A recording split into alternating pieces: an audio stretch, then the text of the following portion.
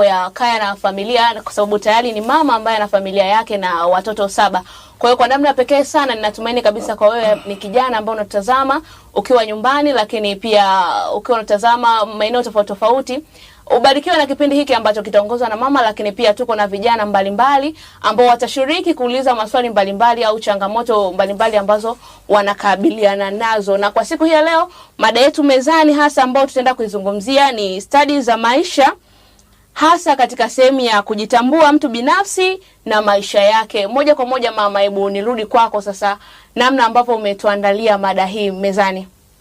Asante sana, na ninashukuru kwa ajili ya kupata fursa hii ya kuongea na vijana siku ya leo. Tunapozungumzia habari ya studies za maisha katika maisha tulionayo, hasa kwa kijana mcha Mungu, tunamaanisha kwamba ni mbinu ambazo zinamsaidia kijana au kumwezesha kijana aweze kuyatawala mazingira mbalimbali, ikiwemo kijamii, kihisia, kisaikolojia na kiroho.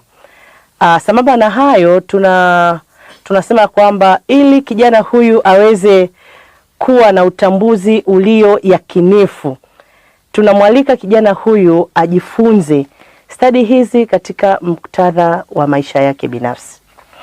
Shirika la Afya Ulimwenguni linatuelekeza katika mambo 10 ambayo kijana kama kijana anajitambua anapaswa kuyaishi kwayo.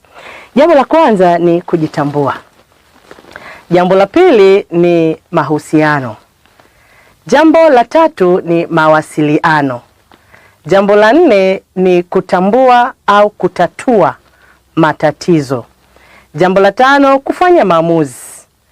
Jambo la 6 kuhimili miemko. Jambo la 7 kuhimili misongo au msongo. Jambo la 8 fikra bunifu. Jambo la 9 fikra yakinifu. Jambo la 10 ushirikeri. Lakini sambamba na haya yote 10, bado shirika la afya likapata uchambuzi wa kuona ya kwamba mambo yote 10 haya kwa vijana tunaoelewa leo hawezi kuyafanya yote. Wakaamua kuyadadavua katika 4 yakabaki mambo makuu, katika mambo 10 yakabaki mambo makuu 4. Mambo hayo ni haya yafuatayo: kujiamini, kuhimili mashinikizo lika, majadiliano na uthubutu. Tunapozungumza katika mambo makuu haya 4 ndani ya 10, katika maisha ambayo tunayaishi kama vijana, bado shirika hili la afya likagawa tena katika mambo haya 4, ikayagawa katika makundi ya aina 3. Kundi la kwanza linaitwa stadi ya maisha, kujitambua mtu binafsi na maisha yake. Na leo tutazungumzia jambo hilo peke yake. Tunawezaje kumtambua au kujitambua mtu binafsi na maisha yake? Tunaposema hali ya kujitambua, ni stadi ambayo inamwezesha mtu au kijana aelewe kwamba yeye ana uwezo mkubwa wa kufikiri, wa kutenda, wa kufanya maamuzi, lakini pia anapaswa kujua kwamba yeye anaweza kufikiria, yeye anaweza akaisi, yeye anaweza akatenda mambo fulani yakaenda vizuri kiuchumi, yeye anaweza akafanya mambo fulani yakaenda vizuri kiutamaduni. Lakini sambamba na hili, bado tukasema huyu kijana ili mambo yake yakae vizuri katika hali hii ya kujitambua, anapaswa kujitambua mwenyewe binafsi ya kwamba mimi ni nani, ninatokea wapi, nani anapaswa kuwa muhimu kwangu, jamii inanitegemea kufanya vitu gani, lakini jamii hiyo pia itapata faida kutoka kwangu kwa kipi, na mimi nitafaidika vipi na jamii husika. Haya yamekuwa ni changamoto kwa vijana wa leo. Vijana hawa ambao wanaishi katika ulimwengu huu, wengi wao hawajitambui. Jessica, unajua unaweza ukamuuliza mtu unaitwa nani, akajibu tunaitwa Janet. Si mnaona nimelitamka ki-English eh? Yes. Anasema tunaitwa Janet. Sasa Janet wako wangapi ulimwenguni? There are many. Yes. Na kama wako wengi, mimi nitatofautishwaje na yule? Kumbe basi kujitambua huku tunakutamani wewe kijana ambaye unanisikiliza na kunitazama, ya kwamba ukiulizwa swali dogo tu, naomba kukufahamu unaitwa nani? Naitwa Janet Michael Peter Bwaila. Unaweza ukaongeza, maana hakuna Peter wengine, hakuna Bwaila wengine, lakini unaweza ukaongeza na lingine la 5 ambalo litakutofautisha kabisa na wajanet wote ulimwenguni. Let's say naitwa Janet Michael Peter Bwaila wa Mgwe. Si amekuwa 5 tayari? Hivi wako Mgwe wangapi ulimwenguni?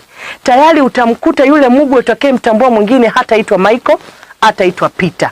Pengine atakuwa ya katikati, anatofautiana na ya kwangu. Wakati fulani mtu mmoja aliwahi kujikuta amefanya mahusiano na dada mmoja, kumbe akawa ni dada yake.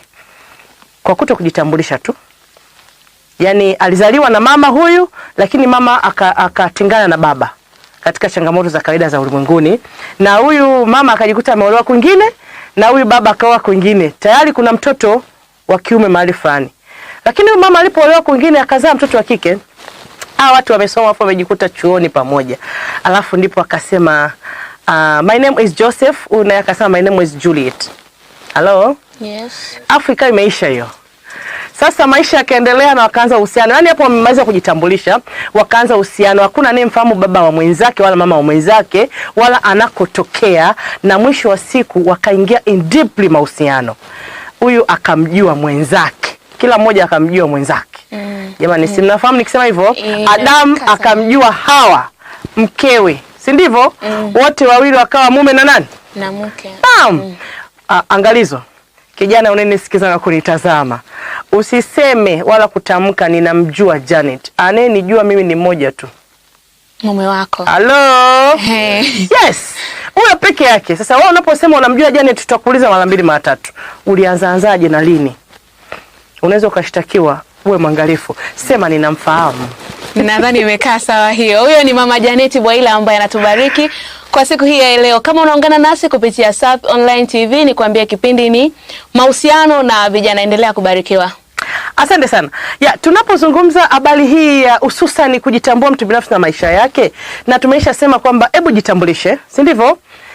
Ukishajitambulisha vizuri, utampa fursa huyu mwingine wa upande B naye ajitambulishe ufasaha. Alafu mnapoamua kuanzisha biashara hii ya mahusiano, ina maana mtakuwa mnaenda katika mahusiano ya watu wawili ambao ni tofauti. Isije kaa ni watu wawili ambao tayari mna maungano mahali fulani hivi. Kwenye jamii fulani na makabila fulani wanajikuta wanasema mtoto wa shangazi na mjomba ni ruksa kuoa, sivyo? Naam, binamu, yes. Mtoto wa shangazi ni ruksa kuoa. Lakini jamii zingine zinakataa. Hata maandiko yana namna fulani ambayo haiendi hivyo. Tunashauriwa ya kwamba hebu fuata mtu ambaye huna undugu naye ili uanzishe undugu pamoja naye. Inapendeza zaidi. Sasa tunapozungumza habari hii, tukumbuke wewe unapokawia sana kujitambulisha vizuri kwa ufasaha, kumbuka unashindwa kujiamini na kujithamini. Umejitambua lakini hujiamini wala hujithamini. Hebu fikiria unaenda kwa mtoto wa shangazi yako. Shangazi si ni dada wa baba Huyo si ni babako? Ndio. Kwa nini wewe dadako? Ni kosa kubwa. Sawa unaweza ukasema kwa lugha fulani hivi ukasema nitatoa ng'ombe, maana wao wanatoa ving'ombe, vikuku, sio vimbuzi, eti wanavunja nini? Ukoo ili tuendelee na maisha. Itabaki pale pale hata kizazi cha 3 na cha ngapi? Na cha 4. Sijasema mimi ni maandiko wanichukizao, sivyo? Sasa usitamani kutembea na laana tangu sasa. Hebu tutafute namna ya kuondoa hizi laana. Haina sababu yote ya msingi. Hebu jiamini wewe kwamba wewe ni nani, alafu onyesha namna ya kujithamini. Sawa usitishike na chochote. Yaani hivyo ulivyo ndivyo ulivyoumbwa na Mungu, alafu jiamini wewe ni mzuri. Sawa? Na kwa sababu unajiamini wewe ni mzuri, jithamini basi. Hakikisha umejitunza, sawa ili hata uwe na muonekano ambao ni angavu. Ukitazamwa utatazama kika alafu mtu anakuwa na hamu ya kuona kwamba anatamani kufahamu sana kuhusu wewe. Lakini mtu mwingine anaweza akasema, Jessica, huyu mtu muonekano wake sio mzuri lakini anavutia kwa macho. Yaani macho, unajua wanasema macho yana pazia. Sawa? Na sababu macho yana pazia, basi anakuwa anaangalia na kodo. Sasa unapokodoa sana, unajikuta unakodoa mahali ambapo sio sahihi. Kwa sababu macho hana pazia, huwa wakipita wadada tunawasindikiza na macho, na kwa sababu hana pazia basi mbaki unaangalia mwisho wewe unajikuta ndio maandiko yamesema unazini naye bila wewe kufanyaje? Maana unapomtazama sana na kumsindikiza, fikra zako zinafikiria nini? Tabia yako na muonekano wako unafikiria nini? Je, utamjajije yule mtu mpaka atakapoishia kwenye kona? Hicho kumbuka kinaweza kuwa ni dhambi kwako. Je, ujiepusheje au ukaheje? Stadi hii ya maisha ya kujitambua mtu binafsi na maisha yake inatuhitaji sisi wenyewe tujiamini na tujithamini. Jithamini, hakikisha uliposimama unapotembea it's you. Sawa Yaani ni wewe peke yake, afu hayupo mwingine. Hata hivyo hayupo unayefanana naye. Ila Mungu anapokupatia mwenzi wa maisha, baadaye mnajikuta tu katika kuishi pamoja mmefanana. Ndio maana anasema nakupatia kufanana nawe. Sasa kabla hajakupatia kufanana naye, wewe jiamini kwamba ni wewe peke yako na maisha yako. Kumbuka, jamii inatamani kusikia kutoka kwako, kufaidika na wewe. Je, wewe katika jamii unaoishi nafaidika na wewe? Ukipita wanahisi uwepo wako? Au ukiwepo wanaishi karaha kwako? Maana wakati fulani mnakuwa shuleni au vioni, mkirudi jamii inasema amekuja. Akiwaga alipo panakuwa kimya kabisa. Lakini akitoka kunakuwa nini?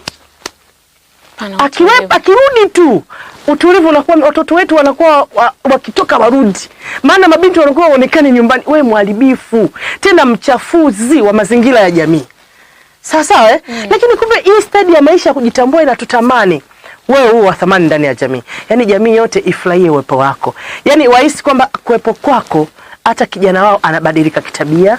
Sawa? Uwepo wako kijana wao au binti yao anaonyesha tofauti. Maana utamcancel. Sawa? Utamsaidia, alikuwa ndi kanisani ataenda, alikuwa anavaa vibaya atavaa vizuri, alafu wanatambua kwamba okay, Paulo amerudi. Ndio maana Janeti maisha yake yako vizuri. Muda mwingi anakuwa na Paulo lakini anafundishwa na muona anabadilika. Kumbe akiwepo Paulo Janeti anaweza kaa vizuri. Si ni faida kwa jamii? Unajua unanitazama na kunisikiliza sana. Hebu nikupatie fursa. Kile ambacho nakifikiria sasa kama kijana ambaye umejitambua wewe binafsi na maisha yako, alafu umejithamini na kujiheshimu mahali fulani hivi. Unafikiri nini ambacho kinakufanya ukwame katika hali halisi ya kujitambua? Karibu. Okay, ikiwa kipindi hewani ni mahusiano tukiwa pamoja na vijana mbalimbali, basi ni wakati wa pekee sana ambao madam sasa ameachilia nafasi ya kuuliza maswali mbalimbali kwa vijana ambao tuko pamoja nao mahali hapa. Lakini inawezekana wewe uko nyumbani lakini pia una swali ambalo unahitaji kuuliza. Hebu dondosha comment yako hapo chini na moja kwa moja basi tunaweza tukakupata. Lakini kwa wakati huu basi turudishe kwao waweze kueleza kile ambacho wanacho ndani yao. Karibuni. Karibu. Kwa majina naitwa Given Mlelo. Na nipo hapa Dodoma, nakaa hapa Dodoma. Na swali ambalo ni kama changamoto kwangu kwenye maisha yangu. Asilimia kubwa ya vijana hasa wa kiume tumekuwa na changamoto hii, swala la tamaa. Tamaa, yani naweza kana najitambua na najiheshimu vizuri katika jamii, inanifahamu vizuri, lakini swala la tamaa kwangu moyoni mwangu yani linakuwa ni tatizo. Yani mfano mdada akapita, siishui kumwangalia mpaka akapotea. Sasa tutajiepusha vipi kwenye hilo swala? Maana kuna mengine ambayo yanaepukika, lakini na nikikumbuka kwamba Biblia inasema kwamba amwangalie mwanamke kwa kumtamani ameshakusha zini naye. Kwa hiyo nikitathmini hicho kitu naona nazini mara nyingi. Yaani nazini mara nyingi sana. Sasa nitajiepusha vipi kwenye hilo swala? Ya tutakapoendelea katika kipindi kijacho tutajibu swali lako, maana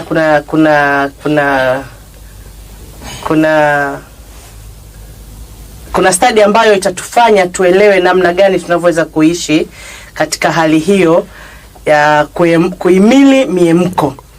Nikitamka sasa nitakuwa nimeingia katika kipindi kingine.